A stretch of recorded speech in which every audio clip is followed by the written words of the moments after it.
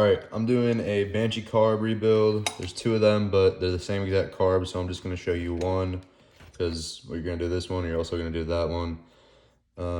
This is also just a Mikuni carb, so pretty much any Mikuni carb is gonna be relatively similar to this.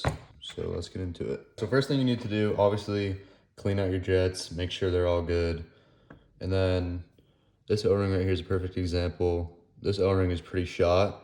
So you're gonna wanna take this O-ring off and change it out with one that you get from a kit. What I like to do is I use as much OEM parts as I can.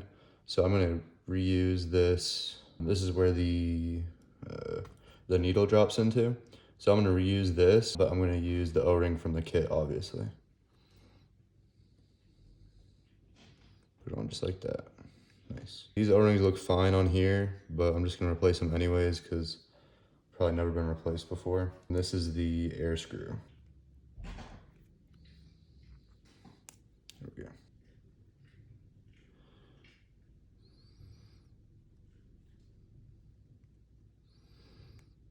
There we go. Okay, new O-ring on. So go ahead and do that for both your carbs. The next thing I would do is inspect your float needle. I'm not sure if it'll, oh, it is picking up on camera. You can see a little bit of a crease right there in the seat on this needle. So I'm gonna use the one that I got from the jet kit because I don't wanna take any chances with having my carb getting overflown because of that. As you can see, this one that came in the kit does not have that ring around it and looks good. Okay, now I'm gonna start by putting the float needle seat in here. Just push down. You gotta push pretty hard. There we go. Should sit like that. Then you're gonna take this little retainer, put it on there, get your screw, screw this in. I wanna get that snug, but don't go crazy, don't go stripping nothing. Okay, now I'm gonna just get my main jet out of the way. My main jets have this washer stuck on them, so I'm gonna try to figure out how to get these off real quick. There we go. Damn. And by the way, I'm not using jets from the jet kit. This is a 300 main jet. That's an OEM jet that I got when I bought these carburetors. Unless you get like a really nice carb rebuild kit, I wouldn't use the jet from it. So after you get your main jet in, put your pilot jet in, just drop it down in that hole, take a little screwdriver, flathead, obviously. And then snug it up. Now I'm gonna put the floats on, so put your float needle onto the float, like that. Drop it down into there. Take your pin, push it through. And on the Banshee ones, it's hard to push them through because that's how they stay in there, they get stuck. So sometimes you gotta take a screwdriver, push it with the end of the screwdriver. You might even have to put it on its side and give it a knock or two until it's flush, like that. And then the last thing you gotta do is put the splash guard on, just like that. And then while you're in here, if you wanna check your float height, you see that gap right there, take your calipers, put it like that. You're gonna push down your floats with your carb at an angle. When they pop back up, that's your float height. On Banshee carbs, it's supposed to be anywhere from 19 to 22. So 20.3 is perfectly fine. So now you're gonna put your gasket on, just like that. Make sure all the holes line up. Put your float bowl on.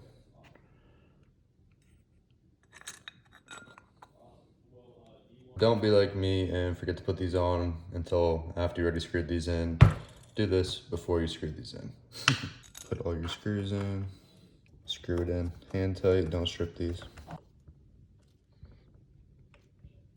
All right, and these bad boys are supposed to be on this side of the carburetor. This is the bigger opening, the airbox side. Both of them go over here like this. And then the sharp side, you can see that edge faces up towards you, and it would be the bottom of the carburetor, but we have the carburetor flipped over right now.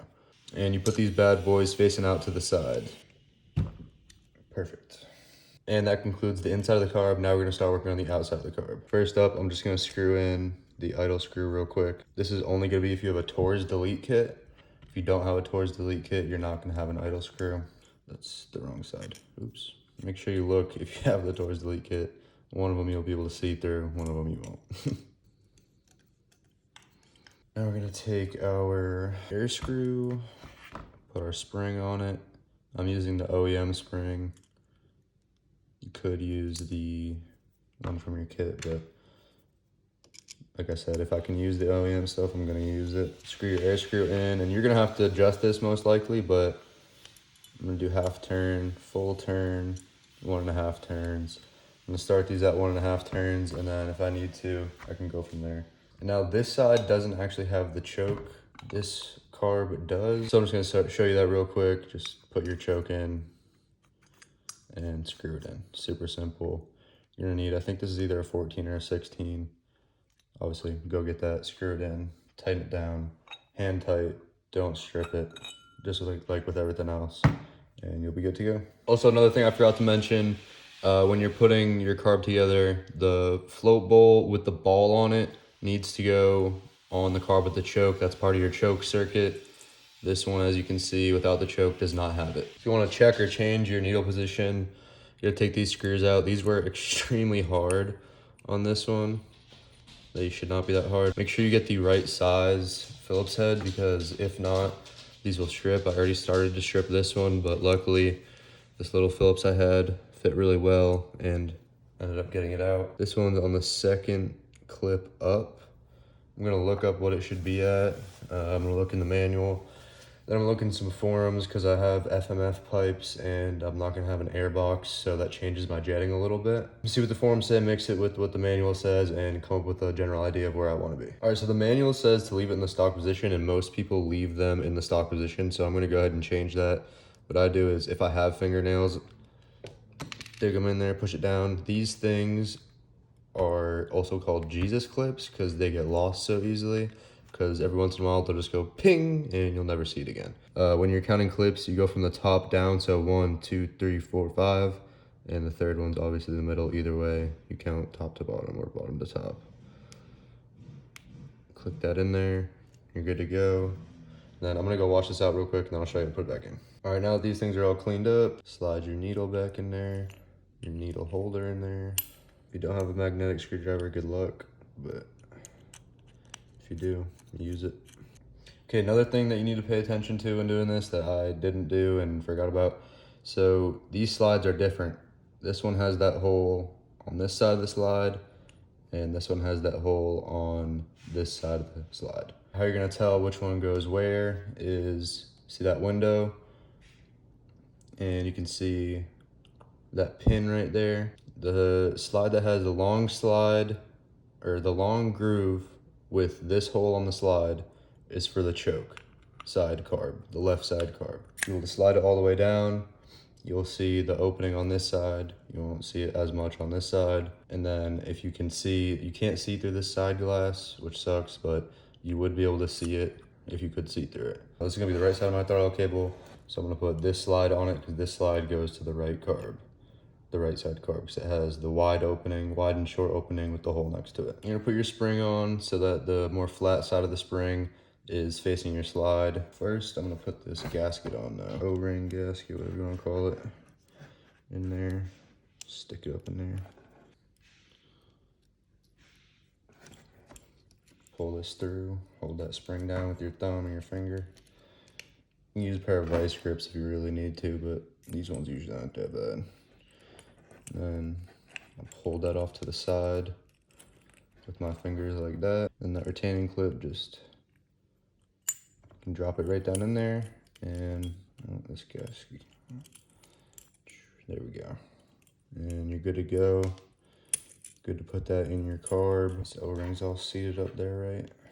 Now you can go ahead and screw this into your carb if you want to. Make sure you check and make sure you're putting the right slide in the right side. That's not the right carb for that. Remember, the hole with the fat and short side goes on your right side carb. You can see right there, you gotta line up that needle to your main jet. So I can't show you because I gotta put it up right. And there we go, screw it on. Then you wanna make sure, obviously you can see that hole through the sight glass, and you wanna make sure the bigger curve is on the intake side, not the engine side. Now with these caps, just get them hand tight and you're good to go.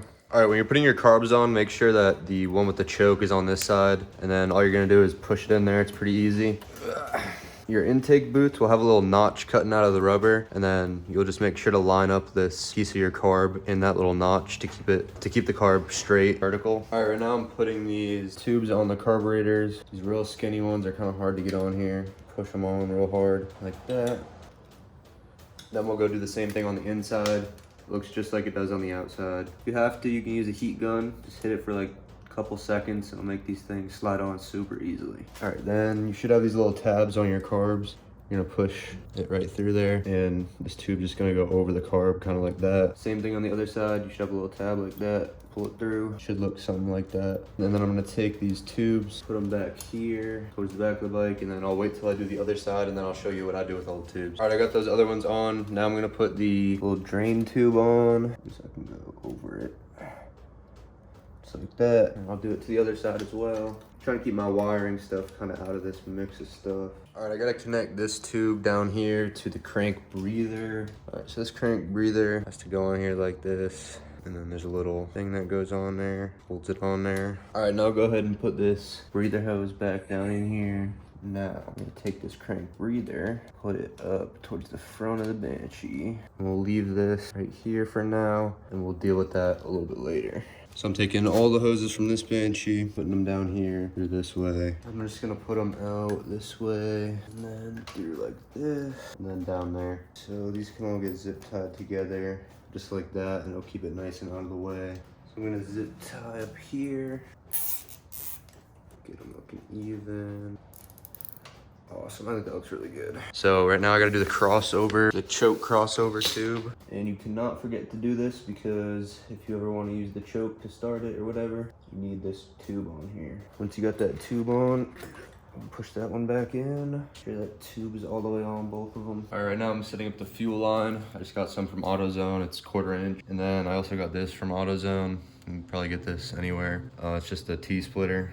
So it goes from here and then to both the carbs. So you're gonna want this T-splitter to be like right here-ish. So you're gonna measure it out to have the fuel line go to it and then split off to both carbs. You just push this thing in your fuel line. You shouldn't need a clamp or anything. It should be pretty tight. Once you got it measured out to where you want it, take some snippers and try to make it as even as possible, and then cut it. All right, so now I got the one going from the tank to the T set up, so I want it about right here. And then I'm gonna bend this tube down, see about where I wanna cut this one. Do it around right here. Now I'll push this side on. There we go. Now I'll put this side of the T on.